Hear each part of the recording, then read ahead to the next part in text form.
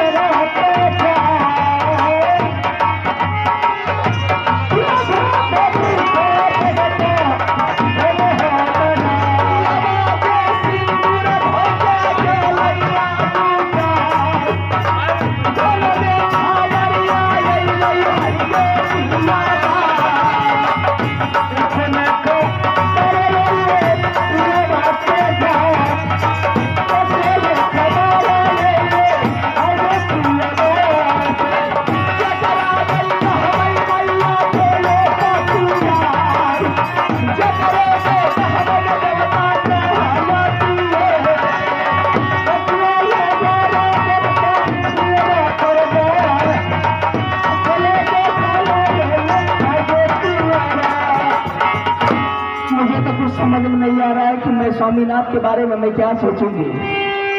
ठीक है, कोई ना कोई विकल्प अपने स्वामीनाथ के अगर जान भी देना चाहे तो मैं जान देने के लिए तैयारी है। किसी न किसी परिस्थिति में कोई ना कोई विकल्प मैं अवश्य चुन लूंगी। ठीक है, मैंने स्वामीनाथ को दरगाह घर भेजी हूँ, लेकिन वापस लौट करके नहीं आया है, ना कोई संदेश आया है। मैं बाबू इंदर सिंह को बुलाती हूँ और बाबू इंदर सिंह को आज अपने पिता को, अपने चाचा को खोजने के लिए मैं भेज रही हूँ। जब तक वो इंदर सिंह ढूंढ करके नहीं लाएगा तब तक मैं माँ दुर्गा के मंदिर में अपना प्राण को तेज दूंगी, पूजा को नहीं छोड़ूंगी। दुर्गा माई गए नवरात्र के मैया सही के साझा दे बऊगे और गई मैया पार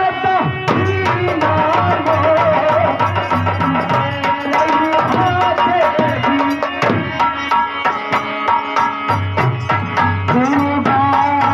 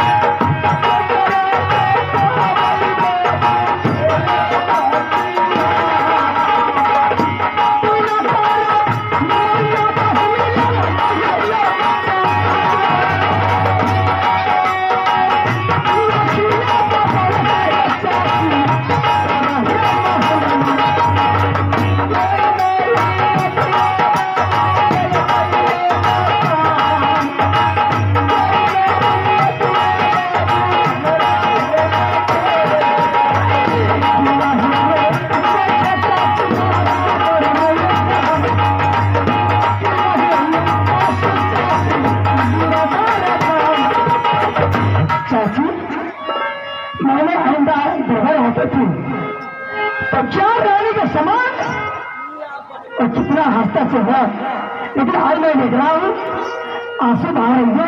क्या बात है? किस्मत जब खराब होते सबसे पहले भगवान बेमुख हो जाते हैं। क्या होगा तुझे? सबसे बड़ी बात दुखों की पहाड़ रानी फूला के ऊपर टूट पड़ा है। पहाड़ जब रानी फूला के ऊपर टूट पड़ा तो सहारा लेने वाला कोई नहीं था। कहने को बचा क्या है कि मैं कह करके तुमको सुनाऊंगी। चाची मुझे जल्द सुनाओ। अगर कोई भी इसका सारा छपरी अगर तुम्हारे ऊपर नजर में है तो सारे ग्राम में जाकर के हाथ दस भी छोड़ेंगे नहीं। मुझे जल्द बताओ। मामा मेरा पिता भी कुछ बोला है? बड़े मालिक से मैं मुलाकात ही नहीं। क्या नाम वाली है कुछ? मैं गोत्री से भी मुलाकात नहीं की। चाचा भी नहीं कुछ बोला? चाचा जी नहीं बोले, बल्कि मैं चाचा जी को बुला करके कुछ बोल चुकी हूँ। क्या बोली है? दुलारी बेटी कंचन कुमारी मेरे सामने आई थी, धोखा से मुझसे शक करवा दी। शक करवाने के बाद मैंने 3 खिलौना मांगना शुरू कर दी। चंदन जरखा कटा खिलौना और मरविन बाजा। मैंने ये बात सोची कि मैं ये छोटा सा बात अपने स्वामीनाथ को बोलूँगी जाकर के, तो स्वामीनाथ मेरे मजाक में जाकर के टाल देंगे, ये सामान नहीं लाएंगे। मैंने भी स्वामीनाथ से शक करा करके उसके बाद मैंने स्वामीनाथ को बोली। स्वामीनाथ को बोलने के बाद स्वामीनाथ ने मुझे क्या कहा पता है? मैंने स्वामीनाथ को सिर्फ इतना ही बात बोली कि स्वामीनाथ मुझे 3 खिलौना ला दीजिए, मेरी बेटी खुश रहेगी। मेरे स्वामीनाथ ने बोलने लगी रानी तुम्हें कौन सा खिलौना चाहिए बोल। मैंने बोली मरवन बाजा कटक खिलौना चंदन चरखा, यह नलका घर में मिलता है, मेरी बेटी को ला करके दे दीजिए, मेरी बेटी खुश हो जाएगी, संसार की सारी दौलत मेरे पास आ जाएगी। यह नाम सुनते ही मेरे स्वामीनाथ जैसे ही जमीन से गाछ गिरते उसी तरह मेरे स्वामीनाथ दरबार में गिर गए। गिर जाने के बाद मैंने स्वामीनाथ को सवाल खड़ा कर दी, ऐसा बात क्यों की, अपने क्यों गिर पड़े? कहने लगा कि रानी तुम उस बात को नहीं जानती है जहाँ दलका घर जा तुमने भेज रही है, तुमने मौत के मुंह में धकेल रही है। मैंने स्वामीनाथ से सवाल खड़ा चालू कर दिया कि मत जाइए, आप छोड़ दीजिए।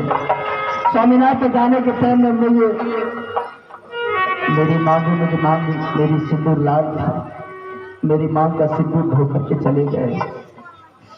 1 हफ्ता पाउडर ले करके गए, लेकिन ये बात कह करके रानी मैं जा रहा हूँ दलका घर, लेकिन एक बात तो याद रखना रानी, आंगन में तुलसी का चौरा है, वो तुलसी का चौरा पर सांग भोग तुम अगर जल ढालेगी, वो जब तक तुलसी हरा भरा रहेगा समझ जाना कि मेरे पतिदेव जिंदा है। जिस रोज वो तुलसी मुरझा जाएगा उस रोज समझ जाना कि मेरे पतिदेव मर गए हैं। आंगन में तो तुलसी हरा भरा है, खिल रहा है, लेकिन अभी तक हमारे पिताजी का कोई खोज खबर नहीं है। इसलिए मैं तुम्हें बुलाई हूँ कि आज बहुत बड़ा बेटा का जरूरत पड़ गया चाचा को। जो चाचा जी तुम्हें जंगले पर बैठा करके खुआ होटल जिसकी मलाई खिला करके तैयार किया है, कौन सा स्थिति में है, कौन सी विपत्ति में है, एक बेटा का धर्म बनता है जाकर के अपने पिताजी का सहारा कर। अगर इस वक्त सहारा नहीं किया या कोई सूचना मुझे नहीं दिया तो मैं खुद अपने आप को आत्महत्या कर लेता हूँ। अगर चाचा जी गया है तो तुम्हारी ऑर्डर मिलना चाहिए। जब तक मेरा चाचा जी मेरे सामने नहीं आएंगे तब तक मैं वह दलका घर से वापस नहीं आएंगे। मेरी ऑर्डर है, मेरी आदेश है। किस हालात में मेरे स्वामीनाथ है, चीटी के पक्षी के जरिए खबर अभी नहीं भेजा रानी फुला कैसी है और मेरे पतिदेव कैसे हैं। इसलिए मैं तुम्हें भेज रही हूँ, तू भी जा रहा है तो तू भी जा, सब खबर मुझे दे देना मेरे स्वामीनाथ। ठीक है चाचा जी, मैंने हफ्ता रुपया होकर चाचा जी को खोज करके वापस अवश्य आएंगे। हमारा नहीं सुना मोहबियाना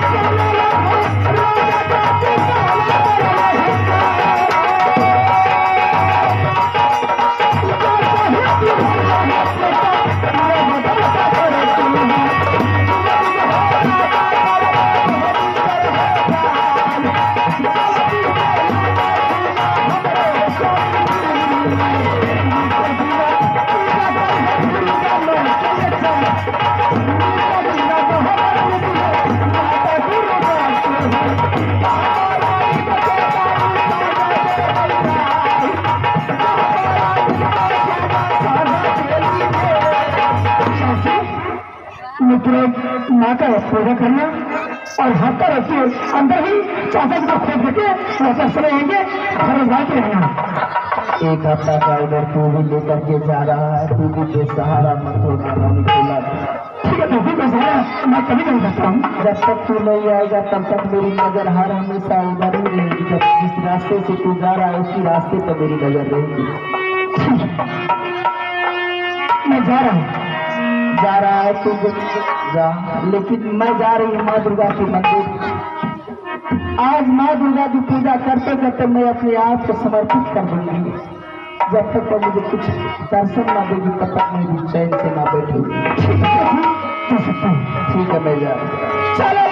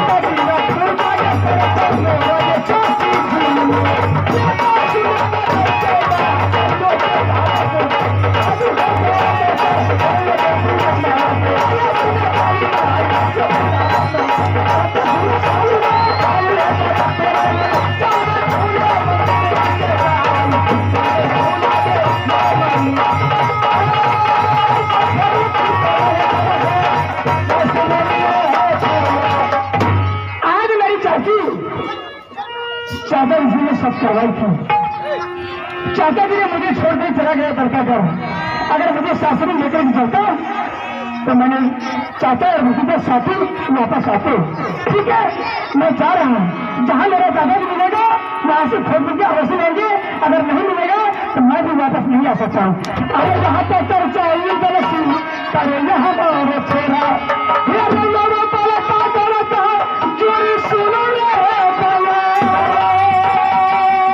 हमारे छोरा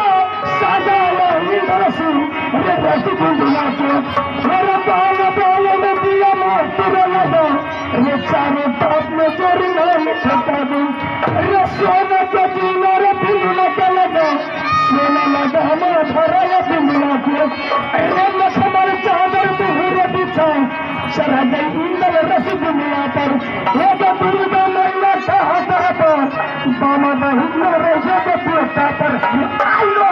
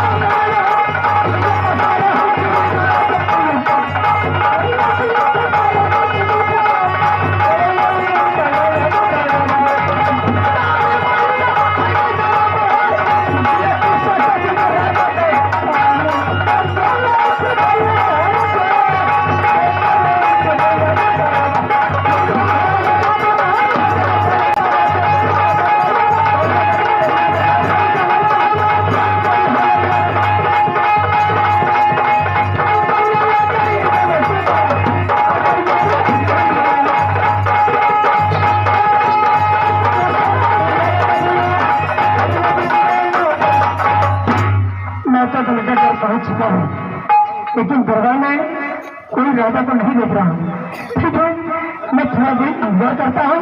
अगर वह राजा आएगा उसे मुलाकात करेंगे और सारे बात पूछेंगे।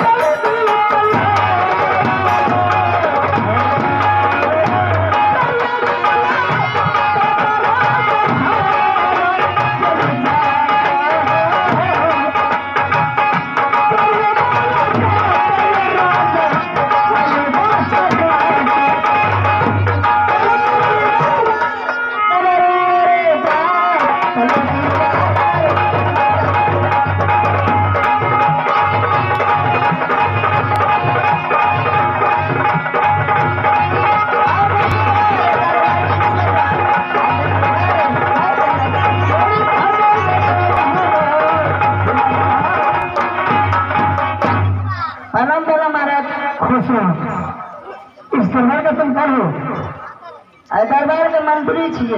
मंत्री है अरे जरा जबान में लगा कैसे बोलो इस दरबार का कौन मंत्री है। मंत्री है हाँ इस दरबार का कोई राजा है हाँ उसे बोला कि मुझे सामने करो उसे थोड़ा जवाब करेंगे ठीक है बोलो राजा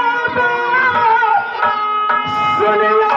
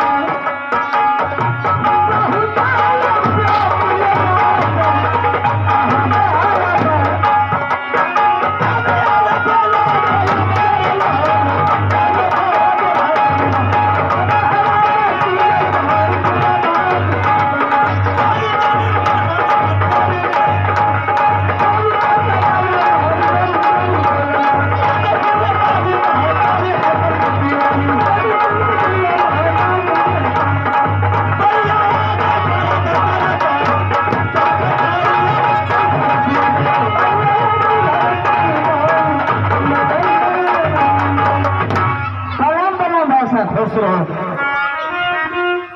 क्या बात है समझ में आ रहे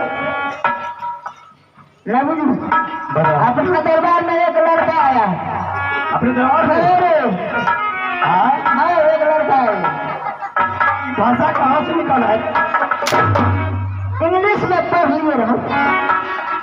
कहाँ तक पढ़ा है यहाँ से बरेली तलक। कहाँ तक बताओ बरेली कहाँ यहाँ से बरेली तलक।